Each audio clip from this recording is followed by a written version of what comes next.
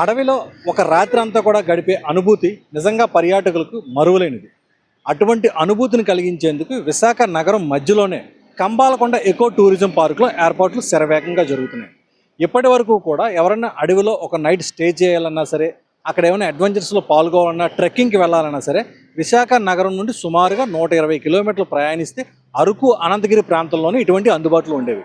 ఇక మీదట విశాఖ నగరం మధ్యలో కూడా ఇటువంటి అనుభూతిని పొందేందుకుని ప్రత్యేకంగా అటవీ శాఖ, ఫారెస్ట్ డిపార్ట్మెంట్ ఏర్పాట్లు చేస్తుంది. ఈ కంబాలకొండ ఎకో టూరిజం పార్క్లో ట్రెక్కింగ్తో పాటు కూడా ఇక్కడ నైట్ స్టే ఏర్పాటు చేయబోతున్నారు. ఎందుకంటే విశాఖ జూకి ఎదురుగానే ఉన్నటువంటి ఇది Kambalakonda eco tourism park Visakha నగరం మధ్యలో ఉంది. పైగా జాతీయ రహదారికి ఆనుకొని పర్యాటకులు ఎవరైనా సరే చాలా సులువుగా ఇక్కడికి వచ్చి చేరుకోవచ్చు, లోపలికి వెళ్ళొచ్చు, చక్కగా ఫారెస్ట్లో నివసించవచ్చు. ఇక్కడ ఈ అనుభూతి నిజంగా కూడా చెప్పలేనిది, స్వయంగా అనుభవిస్తూనే తెలుస్తుంది.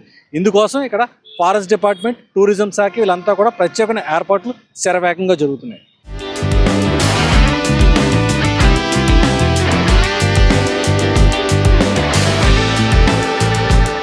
ఫారెస్ట్ టూరిజం పెంచడానికి కేంద్ర ప్రభుత్వం ఇటీవల నగర వన యోజన పేరుతో కొత్త పథకం అమలు చేస్తోంది. కర్ణాటకలోని దీన్ని ఉపయోగించుకొని నగరానికి దగ్గరలోనే అటవీ ప్రాంతంలో పర్యాటకులు రాత్రి బస చేసిన అనుభూతి కలిగించేలా ఏర్పాట్లు చేశారు. దీనికి అక్కడ మంచి ఆదరణ లభించడంతో ఆ తరహాలోని విశాఖలో కూడా చేయాలని రాష్ట్ర ప్రభుత్వం నిర్ణయించి పనులు చేపట్టింది. విశాఖ నగరంలోని జూ, కంబాలకొండలను పర్యాటకంగా అభివృద్ధి చేయడంపై ఇటీవల సింగపూర్ జూ బృందం వచ్చి అధ్యయనం చేసింది. విఎంఆర్డీఏ కూడా కైలాసగిరితో పాటు జూ, కంబాలకొండలను పర్యాటకంగా మార్చడానికి ప్రణాళికలు రూపొందిస్తోంది. అంతా కలిసి పర్యాటకంపైనే దృష్టి పెట్టడంతో ముందుగా పర్యాటకులకు వసతులు కల్పించేందుకు అటవీ శాఖ 2 కోట్ల రూపాయల వ్యయంతో కంబాలకొండలో 5 కాటేజీలు నిర్మించింది. మరో 5 నిర్మాణానికి ఏర్పాట్లు జరుగుతున్నాయి. ఇవన్నీ తాత్కాలిక నిర్మాణాలే. రాత్రి బస చేసిన వారు తెల్లవారి లేచి తరువాత ట్రెక్కింగ్ చేయడానికి 3 కిలోమీటర్లు, 5 కిలోమీటర్లు, 1 కిలోమీటర్ల చొప్పున వేరువేరుగా వయస్సుల వారీగా మార్గాలు ఏర్పాటు చేశారు.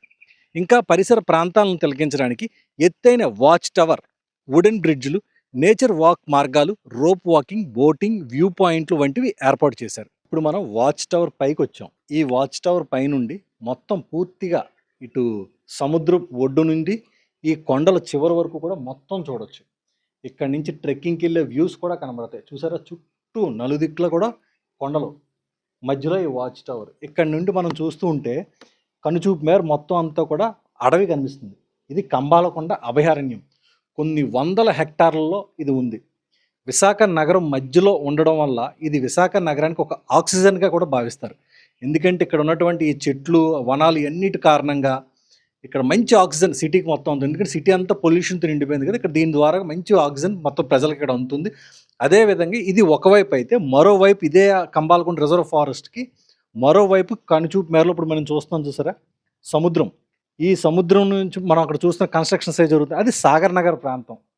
ఇది ఒక అద్భుతమైన ప్రదేశం అని చెప్పాలి. ఎందుకంటే ఇక్కడ నుంచి చూస్తే మొత్తం అటు సముద్రం, మధ్యలో జాతీయ రహదారి హైవే ఉంది, అదేవిధంగా ఈ మధ్యలో రిజర్వ్ ఫారెస్ట్. ఇలాగ మొత్తం కూడా కొన్ని వందల హెక్టార్లలో ఉన్నటువంటి కంబాలకొండ రిజర్వ్ ఫారెస్ట్ని ఎలాగైనా సరే పర్యాటకులకి మంచి చక్కగా అందుబాటులో తీసుకురావాలని చెప్పేసి రాష్ట్ర ప్రభుత్వం నిర్ణయించింది. ఇందులో భాగంగా ఇక్కడ జరుగుతున్న అభివృద్ధి కార్యక్రమాలు కూడా శరవేగంగా జరుగుతున్నాయి. ఈ కంబాలకొండ అభయారణ్యంలో వన్యప్రాణులు చాలా స్వేచ్ఛగా విచ్చలవిడిగా తిరుగుతూ ఉంటాయి. ఇప్పుడు మీరు చూస్తున్నారు చూసారా, జింకలు. ఓ పక్క చుట్టూ సందర్శకులు సేద తీరేందుకు షెల్టర్స్ ఉన్నాయి. ఆ షెల్టర్స్ పక్క నుంచే మొత్తం ఇలాంతా అయ్యింది ఫ్రీగా యథేచ్ఛగా విచ్చలవిడిగా తిరుగుతున్నాయి. ఇలాంటివి ఇక్కడ చాలా వరకు ఉన్నాయి. ఎందుకంటే ఇదంతా పూర్తిగా రిజర్వ్ ఫారెస్ట్. దీన్ని ఎకో టూరిజం పార్క్గా చేశారు. దీంతో ఇక్కడ చాలా స్వేచ్ఛగా తిరుగుతూ ఉంటాయి. అలాగే ఇట్లా ఎవరికి కూడా ఎటువంటి హాని చేయవు. అలాగే వచ్చిన సందర్శకులు కూడా ఇటు చూసి ఆనందిస్తారు, ఫోటోలు, సెల్ఫీలే తీసుకుంటారు తప్పితే మాత్రం వాటిని ఎవరూ ఏమీ చేయరు. ఇక్కడ ఉన్నటువంటి సెక్యూరిటీ సిబ్బంది కూడా పూర్తిగా రక్షణ ఉంటుంది. ఇక్కడ అప్పుడప్పుడు కొన్ని ఆహారం కోసం రోడ్డుపై జాతీయ రహదారి వైపు కూడా వెళ్ళిపోయి ప్రమాదం బారిన పడుతున్నాయి.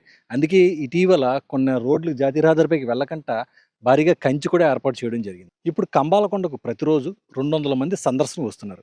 ఇదే వీకెండ్ అయితే మాత్రం దాదాపుగా 1000 మంది వరకు వస్తున్నారు.